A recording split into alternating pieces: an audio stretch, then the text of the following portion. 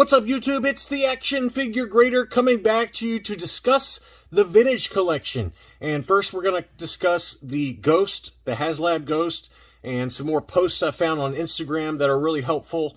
And will all tiers be unlocked? So the other Rebels crew that have been announced so far, are they going to hit their tier goals in order to unlock those? And then we'll also go through some recent sales for the vintage collection, both TVC 1.0 as well as some of the later releases, a few graded towards the end of the video, and then also a couple of mint and sealed box vehicles. So as always, thanks to my Patreon supporters. Patreon.com/actionfiguregrader is where you can go to get early access. First, let's take a look at the Haslab and where we are with backers. And my videos I make ahead of time, so by the time this video releases, hopefully that number's a little bit larger than where we are right now.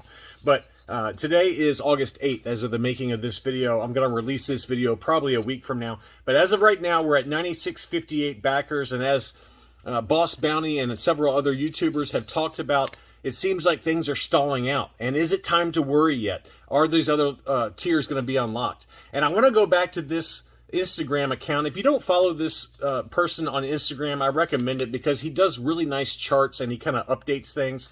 Ribs Junctionite, I don't know who this person is, but he always has really good information. And so what he's showing here is the Razor Crest in green and how that how the backers, the number of backers tracked versus the Ghost in blue. And so you can see here where we are as of the making of this post, where the Ghost is, and it's very closely mimicking the Razor Crest backing. And his point is, are we going to get all the unlocks? And he's saying it's a guaranteed yes. And so let me read what he said. It's funny seeing some of the hand-wringing over the tiers on the Ghost campaign. I have zero doubt we'll unlock every figure that's been announced so far. And he's speaking to Zeb Aurelius, Kanan Jarrus, and Ezra Bridger. And he's speaking specifically to them. The key is the shape of the curve, not the daily numbers or needed average or whatever.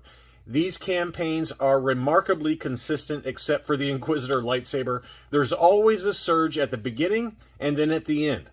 So yes, the Ghost fell decidedly behind the Razor Crest this week, but here's some interesting information that he shares.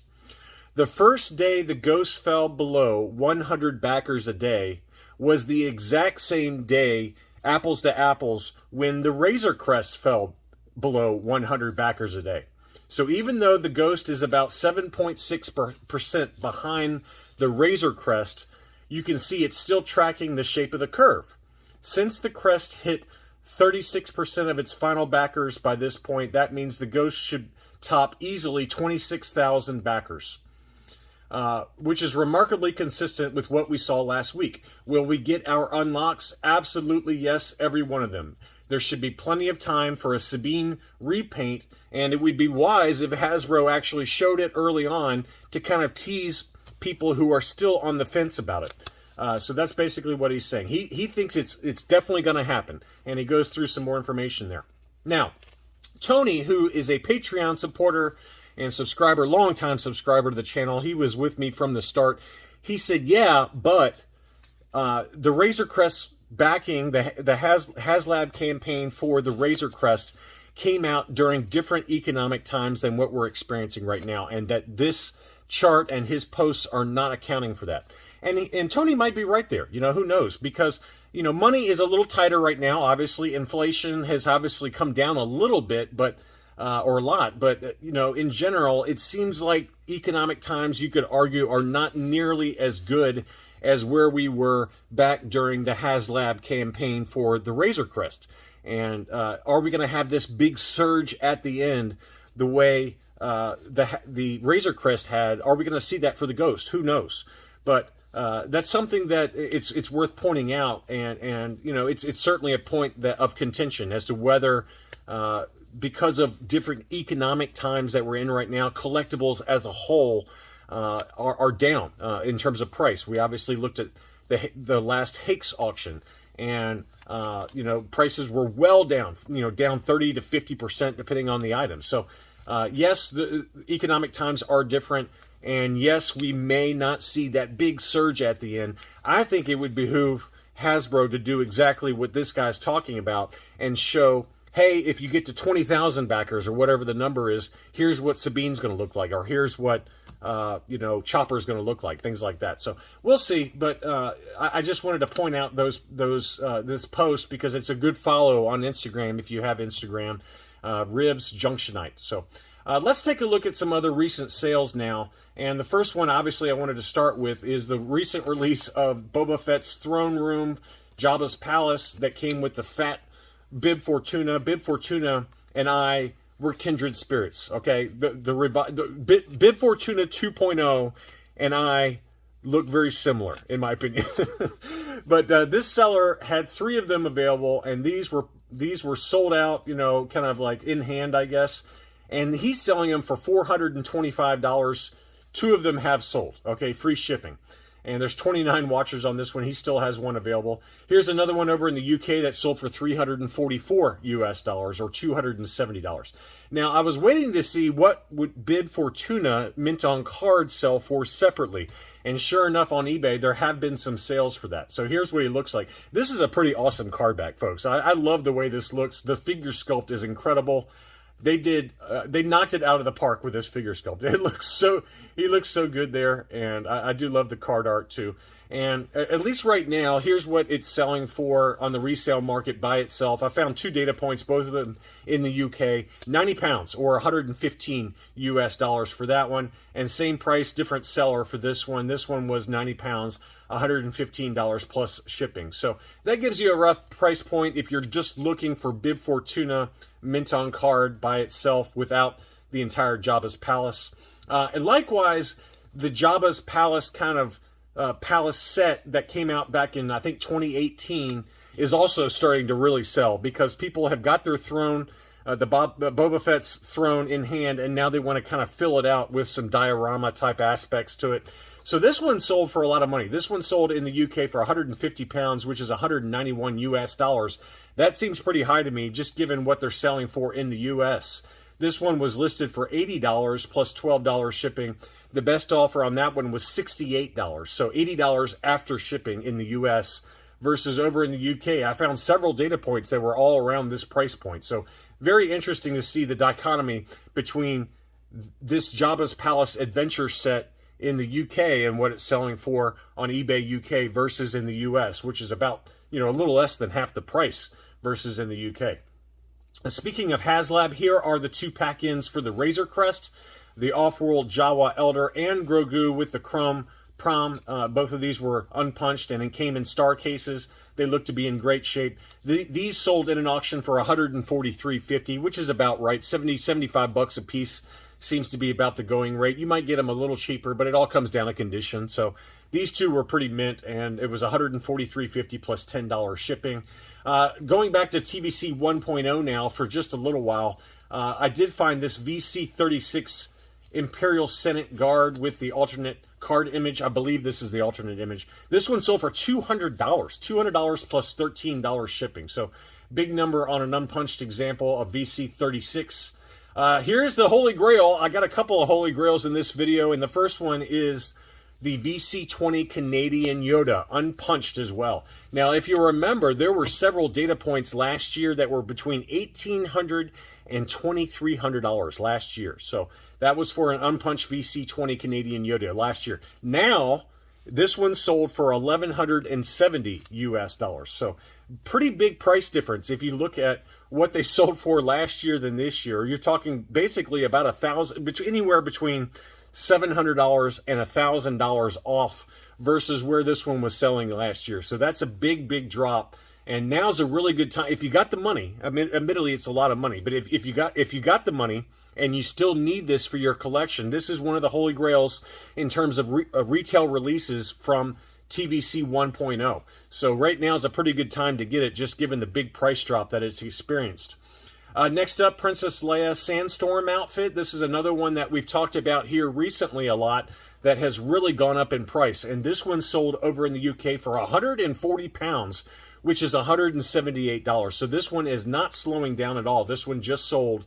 And again, about $175 is the going price now. And if you remember, about 6 months ago, I said, this one's going up. If you still need it, now's a good time to buy it. And sure enough, it continues to go up in price.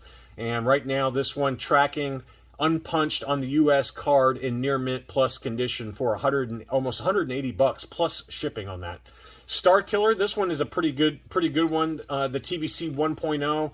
And this one seems to be hovering between $100 and $130. This one did sell down in Australia. This was an unpunched U.S. card in really great shape. That one sold for 200 Australian dollars, which is 131 US dollars plus shipping. So that's a little bit on the higher end of the range from where we've seen this one sell recently.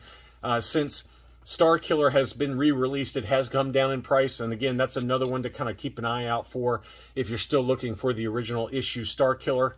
Obi-Wan, this one was a really interesting sales price. VC16 unpunched FET offer US card.